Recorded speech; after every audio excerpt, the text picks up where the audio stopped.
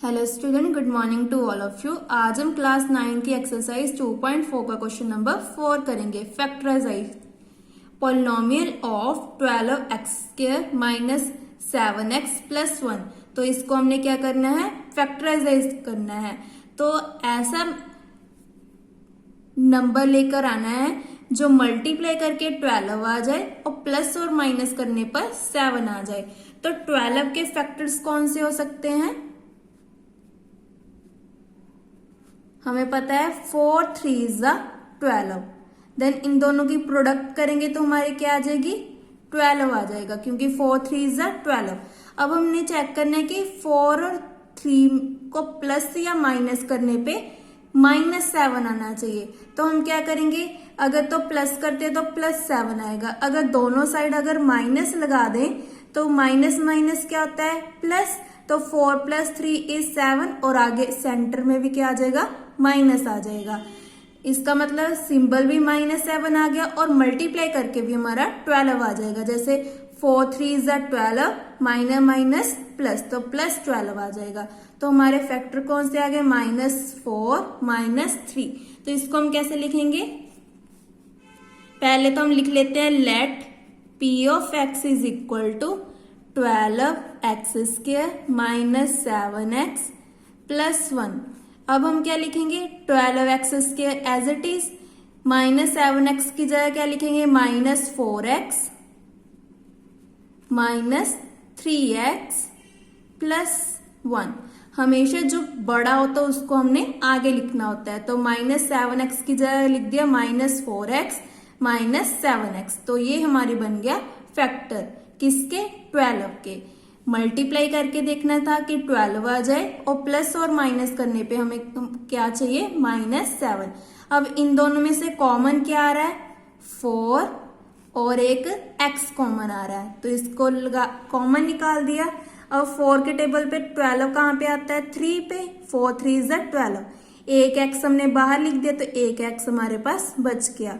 Minus as it is, यहाँ पे क्या है, 4x हमने बाहर निकाल दिया तो अंदर रह गया 1।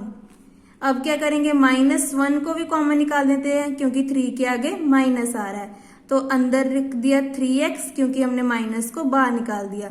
अब यहाँ पे प्लस है, माइनस को बाहर निकाल दे तो अंदर क्या रह गया, माइनस। जब भी हम माइनस निकाल दे तो हमेशा अपोजिट साइन लेना है। यहाँ पे रह गया 1। आपने ध्यान रखना है कि 3x - 1 3x - 1 सेम होना चाहिए। उसके बाद हमारा फैक्टर कौन सा आ गया, एक तो जो सेम है, सेम कौन सा है, 3x - 1। एक कौन सा रह गया, 4x - 1। तो ये बन गया हमारा फैक्टर्स। ऐसे हम सेकंड पार्ट करते हैं। सेकंड पार्ट में क्वेश्चन में क्या गिवन है हमें, 2x² प्लस 7x प्लस 3।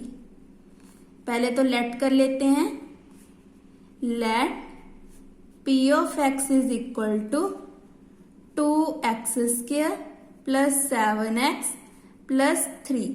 अब हमें क्या चाहिए, मल्टीप्लाई करने पे 6 चाहिए। 6 कैसे, 2 4 2 3 6। जैसे पहले क्या था, 12 1 12, तो हमने 12 के फैक्टर बनाए।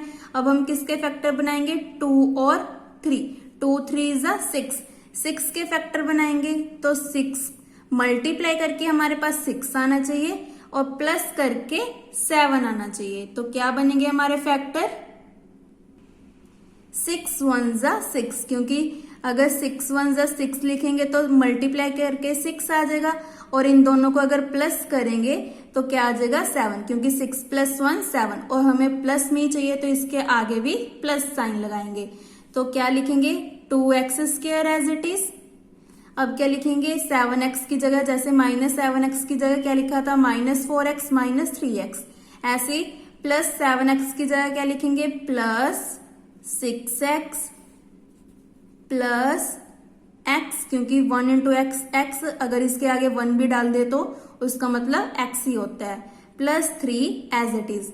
बस हमने चेंज किसको करना है, सेंटर वाली टर्म को चेंज करना है। जो साइड वाली टर्म्स है वो एज इट इज। अब हमने क्या करना है, कॉमन निकालना है। कॉमन कैसे निकालेंगे, 2 भी कॉमन आ गया क्योंकि 2 पे टेबल पे 6 आता है, ऐसे यहाँ पे भी x है, यहाँ पे x स्क्वायर है, तो x भी कॉमन आ गया, यहाँ पे लिख दी ब्रैकेट, 2 भी कॉमन निकल गया, x भी, तो एक x बच गया, प्लस 2 के टेबल पे 6 कहाँ पे आता है, 3 पे, और x हमने बाहर निकाल दिया, तो ब्रैकेट क्लोज। यहाँ पे कुछ भी कॉमन नहीं आएगा तो हम 1 लिख देते हैं, जो ये वाला 1 है वो एज इट इज लिख देते हैं हम यहाँ पे x प्लस 3, क्योंकि 1 को किसी भी टर्म के साथ मल्टीप्लाई करें वो इटसेल्फ आ जाता है। अब देखो x प्लस 3 सेम आ गया, इसका मतलब हमने फैक्टर्स सही बनाए हैं। अगर सेम नहीं आए तो इसका मतलब आपने रॉन्ग किया है। अब ये वाला सेम आ गया, अब क्या आएगा 2x प्लस 1, ये हमारा बन गया फैक्टर्स। सबसे पहले क्या किया, 2 को 3 के साथ मल्टीप्लाई किया, 2 3 इज 6, फिर हमने मल्टीप्लाई करके 6 बनाना है और प्लस करके 7, 6 1 जा 6, ये बन गया हमारा मल्टीप्लाई करके, प्लस करके क्या बनाना है 7, 6 प्लस 1 इज 7, तो ये हमारे बन गए फैक्टर्स। यहाँ पे आगे आप प्लस भी डाल सकते हो, अभी हमने प्लस करके क्या बनाना है 7 बनाना है। अब हम करते हैं थर्ड पार्ट।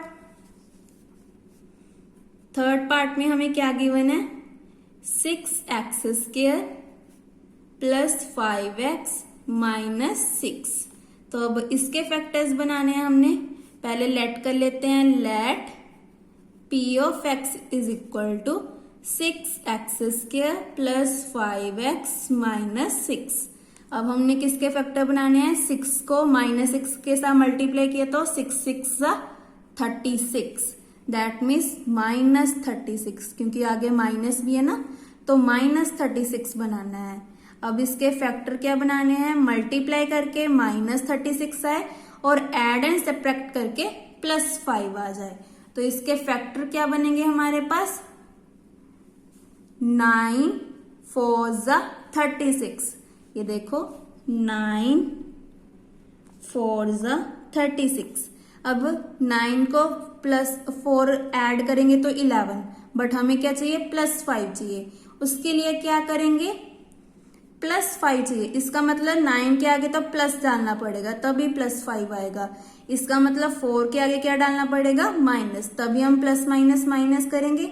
9 में से 4 माइनस किए प्लस 5, क्योंकि 9 के आगे क्या है प्लस, जिसका भी बड़ा सिंबल होता है वही डालते हैं, तो प्लस 5 तो बन गया। अब इसको मल्टीप्लाई करके देखो, 9 4 36 प्लस माइनस इज माइनस, तो हमारा फैक्टर आ गया 36 का -9 -4। अब प्लस 5 की जगह क्या लिखेंगे, ये दोनों। आई होप आपको समझ आ गया। अगर किसी भी स्टेप में डाउट हो तो आप मुझे कमेंट करके पूछ सकते हैं। सबसे पहले क्या करना है, 6 को इसके साथ मल्टीप्लाई करना है, फिर हमने यहाँ पे लिख दिया।